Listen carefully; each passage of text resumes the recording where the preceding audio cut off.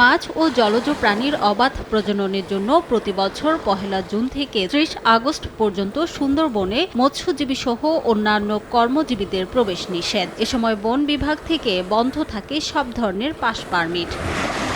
বাগেরহাটের উপকূলীয় জেলেরা পাস নিয়ে সুন্দরবনের নদী ও খালে মাছ আহরণ করে থাকেন। তবে ৩ মাসের নিষেধাজ্ঞাকালে তাদের মানবেতর জীবনযাপন করতে হয়। তারা জানান, খাদ্যসহ সরকারি কোনো সহায়তা না পাওয়ায় অনেকেই জীবিকার তাগিদে অবৈধভাবে বনে প্রবেশ করেন। শিগগিরই জেলেদের তালিকা করে সাহায্যের দাবি তাদের। আসলে আমাদের প্রতি এতটা ফ্যাসিলিটি ভালো থাকে না, চলার মতো পরিস্থিতি ভালো থাকে না।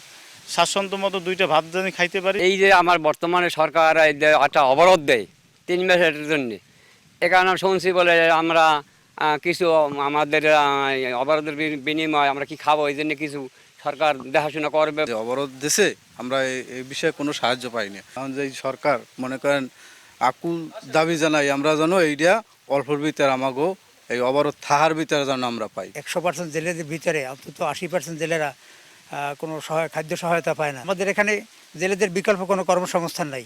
তো আমরা চাই এইভাবে একটা তালিকা প্রস্তুত হইলে বা সেটা যদি দ্রুত সময়ের মধ্যে হয়, তো আমাদের এলাকার লোক অন্তত কিছুটা হইলেও খাদ্য সহায়তা পাই, উপকৃত হবে। ২০২৩ সালের ১৪ নভেম্বর মৎস্যজীবীদের একটি তালিকা বন মন্ত্রণালয়ে পাঠানো হয়। সেখান থেকে যাচাই বাছাইয়ের জন্য তালিকাটি পাঠানো হয় মৎস্য অধিদপ্তরে। শিগগিরই তালিকা চূড়ান্ত করে সহায়তার আশ্বাস সংশ্লিষ্ট কর্মকর্তার। যারা আমাদের মৎস্যজীবী আছেন, যারা সমুদ্রগামী, তারা স্ব উপজেলায় তারা যে মৎস্যজীবী সেই হিসেবে আবেদন করলে নির্ধারিত প্রক্রিয়ায় তারা মৎস্যজীবী সনদ প্রাপ্ত হয়। এই তালিকা কিন্তু আমরা করে পাঠিয়েছি। আমাদের এই বাগেরহাট জেলায় আমাদের কিন্তু 5800 জেলে কিন্তু আমাদের সুন্দরবনে নিবন্ধিত জেলে আছে। আমরা পাঠিয়েছি জেলা মৎস্য দপ্তরে।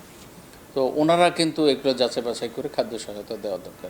বন বিভাগের তথ্য মতে বাগেরহাট, খুলনা ও সাতক্ষীরায় সুন্দরবনের উপর নির্ভরশীল 18,540 জনের তালিকা প্রস্তুত করা হয়েছে। সময় সংবাদ, বাগেরহাট।